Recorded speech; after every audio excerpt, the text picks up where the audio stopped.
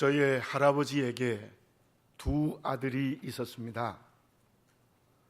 큰 아들이 결혼하여 얼마 되지 않아서 지병으로 돌아가셨습니다. 자식이 없이 돌아가신 것입니다. 그때 동생이었던 저희 아버님은 매우 어린 나이였습니다. 저희 집은 지손으로서 비교적 규모가 있는 종가집이었습니다. 문중에서 여러 번의 회의 끝에 먼 친척 집에서 저에게는 큰아버지의 아들로 양자를 데려왔습니다. 양자로 온 종손에게 가문과 재산이 전부 상속이 되어졌습니다. 당시에 저의 집의 외토가 아주 큰 부자였다고 합니다. 저희 아버님은 어린 나이에 할머니와 함께 조금의 재산과 집을 받아서 나올 수밖에 없는 그런 상황이 되어졌습니다. 오늘 본문의 말씀 앞쪽에 있는 8장 15절에 이러한 말씀이 있습니다. 너희는 다시 무서워하는 종의 영을 받지 아니하고 양자의 영을 받았으므로 우리가 아빠 아버지라고 부르짖느니라. 우리가 그리스도인이 된 것은 양자의 영을 받았다고 바울이 설명하고 있습니다. 그 양자는 로마 법에 근거해서 설명하고 있는 것입니다. 그런데 그 2000년 전에 있었던 로마의 양자법은 제가 방금 말씀드린 우리나라의 양자법과 거의 같습니다. 양자를 오면은 자기를 낳아주신 부모와의 모든 관계가 끊어져야 됩니다. 그리고 양자를 오면 새로운 아버지의 가문과 재산을 전부 상속받을 수가 있습니다. 네로는 클라우디우스 황제의 양자가 되어서 양아버지를 이어 로마의 황제가 되어졌던 것입니다.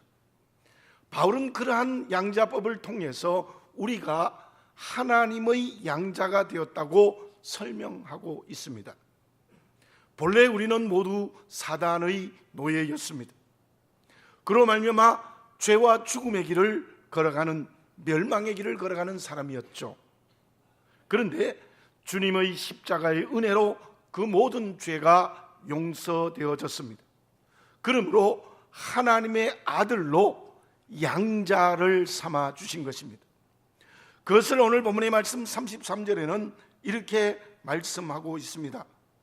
하나님께서 택하신 자들, 하나님께서 택하신 자들이라는 말씀이 기록되어 있는 것입니다. 죄와 죽음의 길을 걸어가는 우리를 하나님께서 우리를 택하셔서, 선택하셔서 십자가의 은혜로 하나님의 아들로 양자 삼아 주셨다는 것입니다.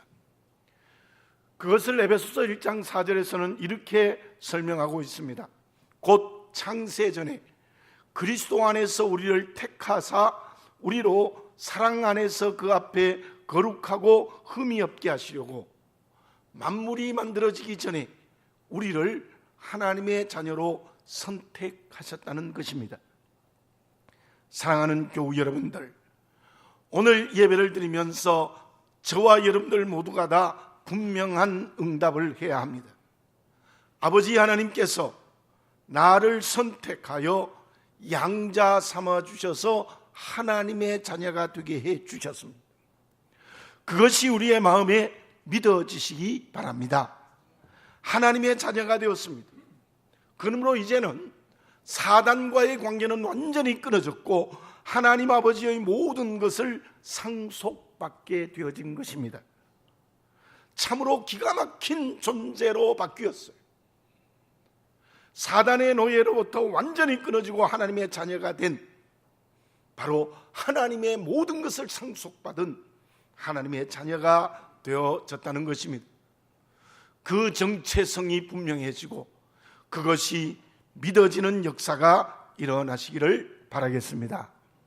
에서의 문제가 무엇입니까? 아버지 이삭의 장자임을 망각해 버렸습니다. 팥죽 한 그릇에 그 장자권을 팔아버렸습니다. 그는 그가 행동한 대로 장자권을 잃어버렸습니다. 그러나 야곱은 어떠했습니까? 장자권을 얻기 위해서 모든 방법을 다 동원했습니다. 그래서 이스라엘의 조상이 되었을 뿐만 아니라 저와 여러분들의 영적 믿음의 조상이 되어진 것입니다. 지금 나에게 있는 여러 가지 신분이 있습니다. 그런데 그 신분 중에 가장 귀한 것이 하나님의 자녀로 양자되어 택하심을 받았다는 것입니다. 그 지위를 가볍게 여기지 마십시오. 등한히 여기지 마시기 바랍니다.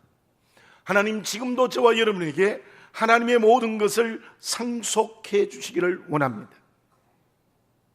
어떤 사람이 될 때입니까? 야곱같이 자녀의 정체성에 대한 믿음이 분명해야 합니다. 장자권에 대한 어떤 의미에서 집념이 있어야 됩니다. 물에 물 탄 듯 하면 안 됩니다. 하나님 아버지께서 창세전에 나를 자녀로 선택하심이 분명히 믿어지는 여러분들이 되시기를 바라겠습니다. 세상의 모든 것을 창조하신, 우주를 창조하신 하나님께서 자기의 전부를 나에게 상속해 주신다는 것도 믿어지는 역사가 일어나시기 바랍니다. 그러면 하나님 아버지가 자녀로 선택한 나에게 상속하시는 것이 구체적으로 무엇이겠습니까? 유한진 서울대 명예교수가 호국 보훈의 달에 쓴 글을 읽어보았습니다. 안동 무실마을에 유기봉 선생이 계셨습니다. 임진왜란 때 양반으로서 의병장이 되었어요. 혼자가 아니라 동생과 6 아들을 모두 데리고 항일운동을 했습니다. 막내 아들이 10살이었는데 독립운동에 참여했다고 합니다. 그 정신을 후손들과 국민들에게 알리기 위하여 수몰된 근방에 국가에서 충리사를 건립하게 되어졌습니다. 그뿐이겠습니까? 전국 각처에 있는 비교적 명문의 가문에서 많은 사람들이 독립운동을 했다는 기록을 제가 그거를 통해서 알게 되어졌습니다. 이달은 독립운동을 한 선진들의 정신을 이어가야 할 달입니다. 그들 때문에 오늘의 우리나라가 있습니다. 독립운동을 한 선진들, 그들은 실로 대한민국 국민으로서의 제대로의 역할을 한 것이 아닌가, 그러한 생각을 할 수 있습니다.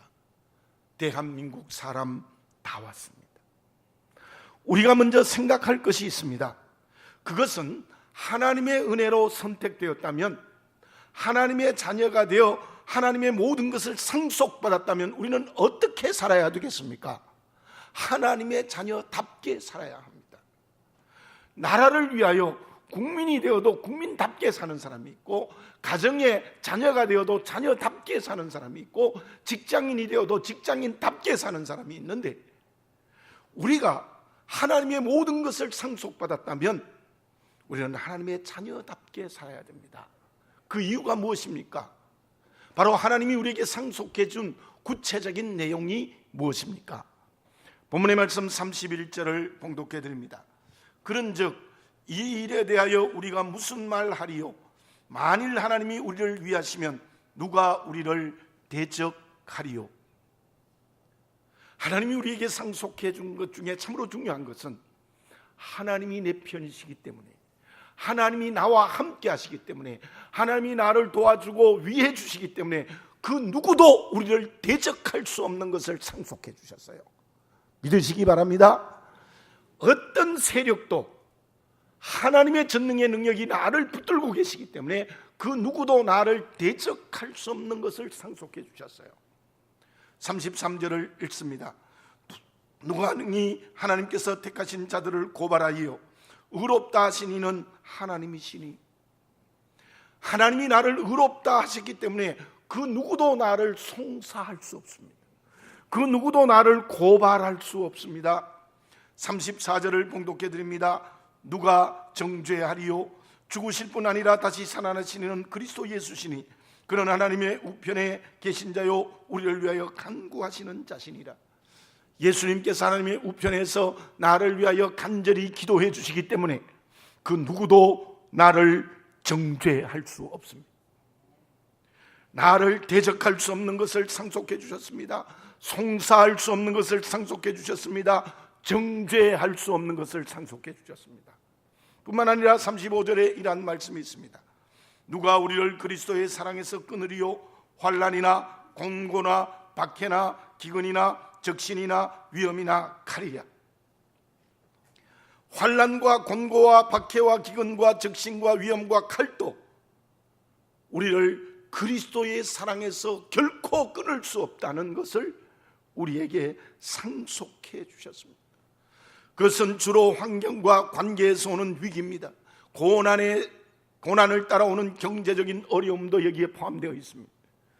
그 모든 것도 그리스도의 사랑에서 끊을 수 없는 것을 상속해 주셨어요. 38절 39절을 읽습니다. 내가 확신하노니 사망이나 생명이나 천사들이나 권세자들이나 현재이나 장래이나 능력이나 높음이나 깊음이나 다른 어떤 피조물이라도 우리를 우리 주 그리스도 예수 안에 있는 하나님의 사랑에서 끊을 수 없으리라. 사망과 생명, 천사들과 권세자들, 현재일과 장래일, 능력과 높음과 깊음, 다른 피조물도 나를 예수 안에 있는 하나님의 사랑에서 결코 끊을 수 없다는 것입니다. 그것들은 세상의 권력들, 마음과 영적인 모든 것들도 그리스도 안에 있는 하나님의 사랑에서 우리를 끊을 수 없는 것을 상속해 주셨습니다. 무슨 말씀입니까? 사단이 자기가 가지고 있는 모든 방법을 동원해도 우리를 주님의 사랑에서 결코 끊을 수 없다는 것입니다. 놀라운 아버지 하나님의 은혜로 우리에게 상속해 주신 것입니다. 욥은 사단의 송사를 받아 고난의 길을 걸어가지만 나는 사단의 송사를 할 수 없습니다. 실로 천하보다 귀한 존재가 내가 아닙니까? 그 이유는 하나님이 나를 자녀로 양자 삼아 주셨기 때문입니다. 그렇게 엄청난 것을 상속받았다면 나는 자녀답게 살아야 합니다. 자녀답게 사는 것이 무엇입니까? 첫째로 그 하나님의 은혜에 감사하며 살아야 합니다. 어떤 일이 있어도 하나님을 원망하면 안 됩니다. 감사하며 사는 것이 구체적으로 무엇입니까? 그것은 이제는 하나님의 말씀대로 사는 것입니다. 이스라엘 백성들처럼 원망하면 안 됩니다. 이스라엘 백성들처럼 애굽으로 돌아가고자 하면 안 됩니다. 예수 믿지 않았던 사단의 노예로 돌아가면 안 된다는 것입니다. 범사에 감사하는 것은 말씀에 순종하는 것입니다. 말씀에 순종하는 것은 범사에 감사하는 것입니다. 바울은 육체의 가시에도 감사했습니다. 숱한 고난에도 감사했습니다. 왜 그렇습니까? 하나님의 말씀에 순종했기 때문입니다. 그러므로 어떤 일에서도 원망하지 않았습니다. 그 바울에게 하나님은 하나님의 모든 것을 상속해 주셨습니다. 오늘 앞에서 말씀드린 사랑과 끊어지지 않았습니다. 어떤 대적도 바울을 이길 수가 없었습니다. 그 누구도 바울을 송사할 수 없었습니다.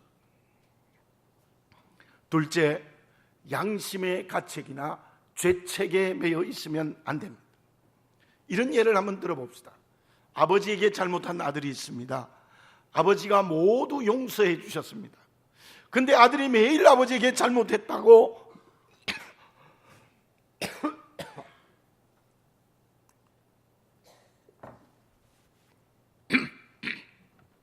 근데 아들이 매일 잘못했다고 말하면 어떻게 되겠습니까? 두 가지 중에 하나입니다. 제대로 회개하지 않았든지 바보이든지 둘 중에 하나입니다. 하나님은 모두 용서하셔서 사단으로부터 자유케 해주셨습니다. 그런데 그 죄 때문에 마음의 가책을 가지고 있으면 자녀가 아니든지 바보이든지 둘 중에 하나입니다. 원죄뿐만 아니라 자범죄도 마찬가지입니다. 자녀가 되었어도 하나님의 말씀을 어기는 죄를 지을 수 있습니다. 회개했으면 그 죄에 대해서 자유해야 합니다. 그 죄를 잊어버려야 합니다. 하나님도 잊어버린다고 말씀하시지 않았습니까? 분명히 기억하시기 바랍니다. 하나님의 아들이라고 하면서 죄에 매여 있고 회개하고도 죄책을 붙잡고 있으면 아직도 사단에게 벗어나지 못한 것입니다. 가룟 유다는 분명히 회개한 것이 아닙니다. 양심의 가책을 붙들고 있었습니다. 그 결과는 자살입니다. 그는 사단에게 매여 있었기 때문입니다. 다윗은 어쩌면 가룟 유다보다 더 큰 죄를 지었지만 철저히 회개했습니다. 그래서 그는 죄책에 자유하였고 언제나 감사할 뿐이었습니다. 나는 하나님의 자녀입니다. 그 누구도 나를 대적하거나 송사하거나 정죄하거나 그리스도의 사랑에서 끊을 수 없습니다. 그러므로 저와 여러분 언제나 범사에 감사하는, 말씀에 순종하는 자녀다워지는 역사가 일어나야 될 줄로 믿습니다. 뿐만 아니라 어떤 죄책에 매여 있지 말고 죄책으로부터 자유하는 하나님의 자녀다운 역사가 일어나야 될 줄로 믿습니다. 오늘 본문의 말씀의 가장 앞쪽에 있는 8장 1절과 2절을 제가 봉독해 드리겠습니다. 그러므로 이제 그리스도 예수 안에 있는 자에게는 결코 정죄함이 없나니 이는 그리스도 예수 안에 있는 생명의 성령의 법이 죄와 사망의 법에서 너를 해방하였음이라. 아멘. 그러면 그렇게 하나님의 자녀된 우리에게 두 번째 주시는 상속이 무엇이겠습니까? 두 번째 주시는 은혜의 상속이 무엇이겠습니까? 아버지와 아들이 바다에서 고기를 잡고 있었습니다. 아들이 아버지에게 불평을 합니다. 해초가 너무 많아서 고기를 잡을 수가 없습니다. 그때 아버지가 아들의 손을 잡고 조용히 이렇게 말해 주었습니다. 아들아, 바다의 해초는 필요 없는 것이 아니란다. 해초가 있어서 새우가 많은 거야. 새우가 많아서 물고기가 많은 거야. 바다에 해초가 없으면 물고기가 살 수 없단다. 바다에는 필요 없는 것이 있는 것 같지만 필요 없는 것은 하나도 없습니다. 다 필요하다는 겁니다. 여러분들, 이 세상에서도 필요 없는 것이 있는 것 같죠? 그러나 하나님께서는 창조하신 이 세상에는 필요 없는 것이 없습니다. 나의 인생에도 필요 없는 것이 없습니다. 특별히 하나님의 자녀된 우리에게 하나님은 필요한 것을 은혜로 주십니다. 필요 없는 것을 하나님의 자녀된 우리에게 상속해 주실 리가 없는 것입니다. 저와 여러분 믿읍시다. 내 인생은 하나님의 자녀된 삶의 자리입니다. 그 인생의 자리에 필요 없는 것을 하나님이 주시지 않는다는 확실한 믿음을 가지는 우리가 되어져야 될 줄로 믿습니다. 내 삶의 자리에 있는 모든 것은 참으로 감사할 수밖에 없는 필요한 것으로 채워져 있다는 것입니다. 32절을 봉독해 드리겠습니다. 자기 아들을 아끼지 아니하시고 우리 모든 사람을 위하여 내주신 이가 어찌 그 아들과 함께 모든 것을 우리에게 주시지 아니하겠느냐. 하나님은 우리를 죄와 죽음에서 구원하시려고 독생자 아들을 내어주셨습니다. 그 아버지 하나님이 어찌 그 아들과 함께 모든 것을 우리에게 주시지 않겠느냐는 말씀입니다. 독생자를 주셨는데 세상의 모든 것도 필요한 것 다 주신다는 겁니다. 그렇게 나를 사랑하시는 아버지십니다. 그 하나님이 나의 마음과 생각을 지키지 않겠습니까? 환경과 관계를 보호하지 않겠습니까? 하나님은 나의 아버지가 되셔서 지금도 내 인생의 삶의 자리에서 나의 모든 필요를 채워주십니다. 그러면 여러분들이 반기를 들 수 있습니다. 하나님의 자녀된 나에게 왜 이렇게 어려운 일이 생깁니까? 이렇게 큰 중병이 생깁니까? 잘못한 일이 없는데 왜 이렇게 힘든 인간관계가 생깁니까? 해답은 분명합니다. 그것은 나에게 필요한 것이어서 주시는 것입니다. 필요한 것이어서 주시는 겁니다. 만약 죄 때문에 주셨다면 회개하십시오. 아니면 그 고난과 어려움과 눈물과 고통의 관계를 통하여서 나를 훈련하여 더 큰 그릇으로 쓰시겠다는 하나님의 구별된 뜻이 있습니다. 오늘 이 예배를 드리는 저와 여러분들, 내 인생의 자리에 필요 없는 것을 주시는 것이 하나도 없습니다. 고난도, 어려움도, 병마도, 어려운 힘든 관계도 그 속에 필요한 하나님의 은혜가 있기에 하나님이 상속해 주시는 선물입니다. 왜 죄 없는 요셉이 노예로 팔려야 합니까? 사울에게 충성하였던 다윗이 왜 죽음의 길을 걸어가야 합니까? 왜 다니엘은 풀무불에 들어가야 됩니까? 그들이 죄 때문입니까? 아니, 너무도 하나님을 잘 믿는 요셉이었고, 하나님을 잘 믿는 다니엘이었고, 하나님을 제대로 믿는 요셉이었지 않습니까? 그들에게 그 고난 속에, 노예로 팔리는 곳에, 죽음의 길을 가는 곳 속에, 풀무불 속에 하나님의 뜻이 있었지 않습니까? 필요한 것이었지 않습니까? 그들만이 일이 아닙니다. 나도 마찬가지입니다. 고난의 일과 어려운 관계, 심지어 힘든 병마에까지도 구별된 하나님의 뜻이 있습니다. 그 뜻을 보는 영적인 눈이 열려지시기를 바라겠습니다. 그 사람이 하나님의 택하심을 받는 믿음의 그릇입니다. 사랑하는 교우 여러분들, 내 좋은 것, 나쁜 것, 높은 것, 낮은 것, 잘 사는 것, 못 사는 것, 건강이 좋은 것, 나쁜 것, 자녀들 잘 되는 것, 못 되는 것, 모든 것은 정말 하나님의 자녀이라면 하나님께서 주시는 은혜의 상속의 선물입니다. 고난과 어려운 관계와 병마 속에도 분명히 구별된 하나님의 뜻이 있다는 것입니다. 그리고 그 고난을 한 걸음 더 나가서 볼 것이 있습니다. 그 고난에 하나님의 뜻이 있다는 말씀의 뜻이 무엇입니까? 분명히 믿으시기를 바랍니다. 내가 정말 하나님의 자녀 되었고, 자녀로서 자녀답게 살아가고 있는데 고난이 온다면 그 고난은 하나님의 변장된 축복인 줄 믿습니다. 앞에 말씀드린 사람을 보십시오. 요셉은 거듭되는 고난을 통해서 애굽의 총리가 되게 하셨습니다. 그냥 총리가 아닙니다. 동족과 이방인 모두를 살리는 준비된 하나님의 그릇이 되었습니다. 다윗은 그 고난으로 왕이 되었고, 다니엘도 역시 그 풀무불을 통하여 가장 높은 자리인 제2인자가 될 수 있었던 것입니다.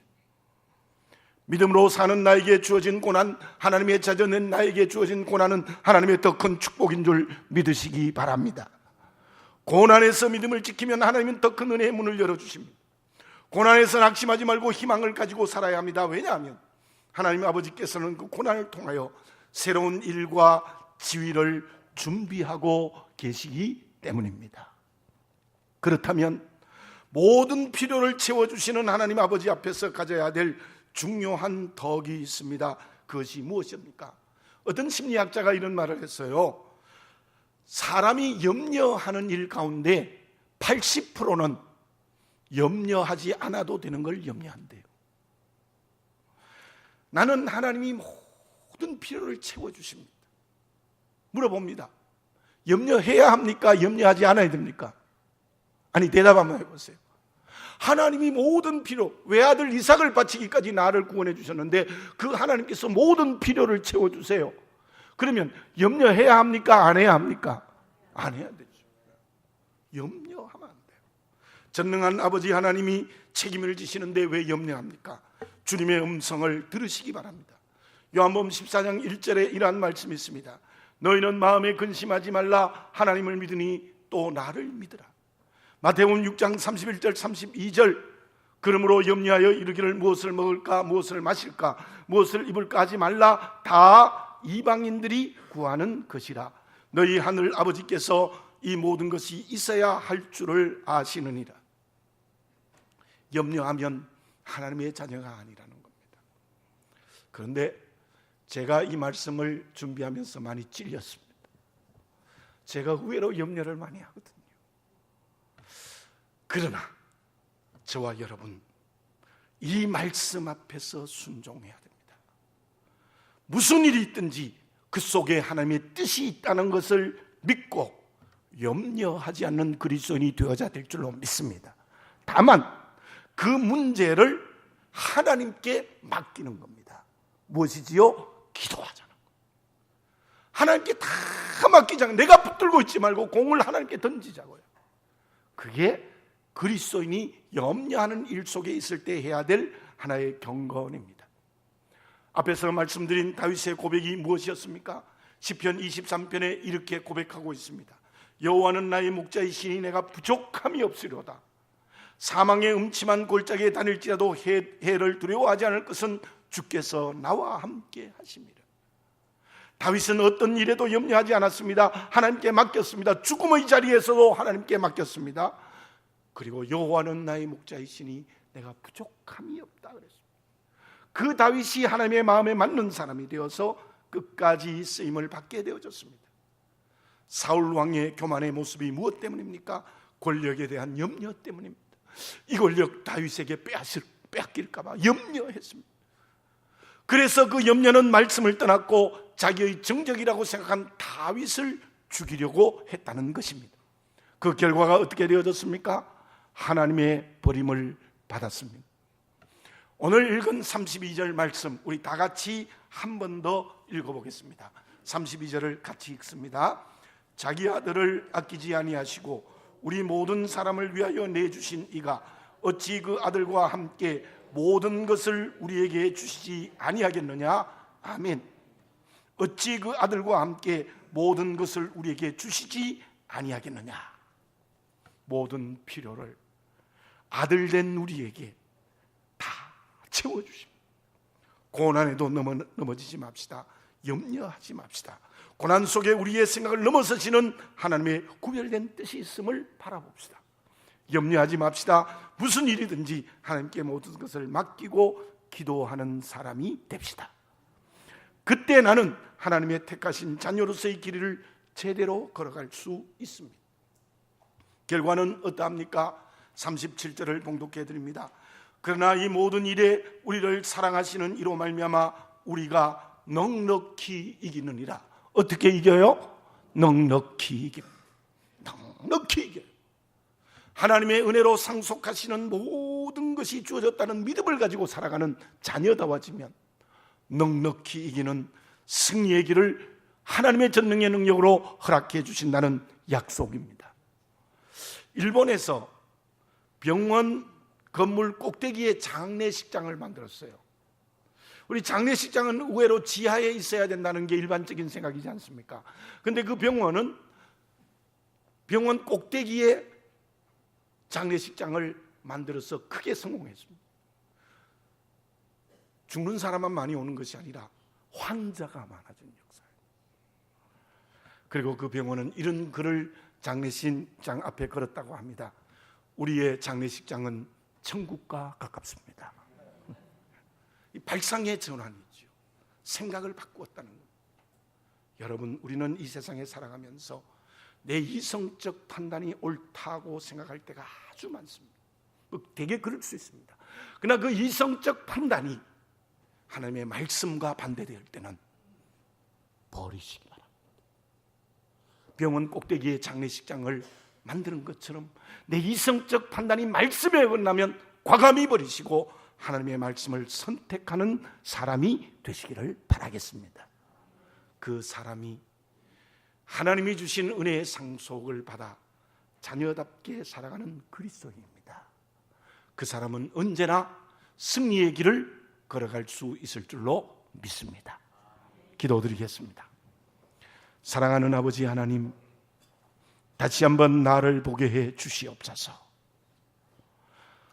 언제나 내가 옳다고 살아가는 하나님의 말씀을 거역하는 자녀답지 못한 내 모습이 없습니까?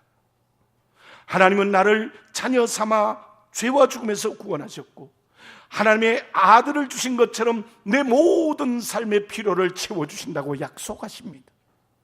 그럼에도 불구하고 원망하는 것, 하나님이 이럴 수 있습니까?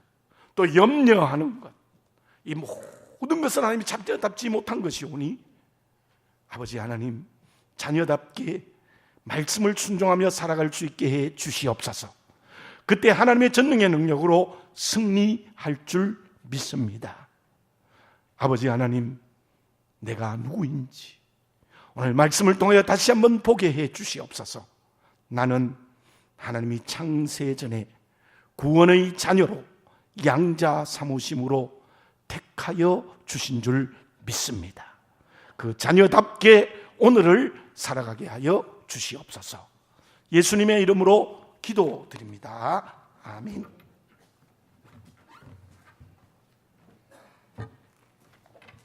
찬송가